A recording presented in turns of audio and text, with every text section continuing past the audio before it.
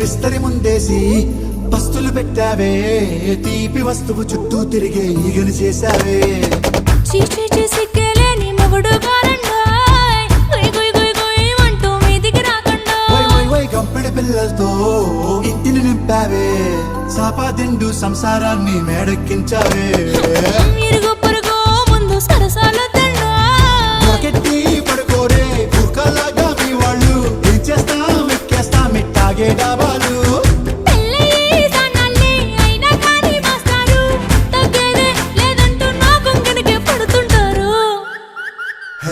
గోదారి గట్టు మీద రామసలకావే,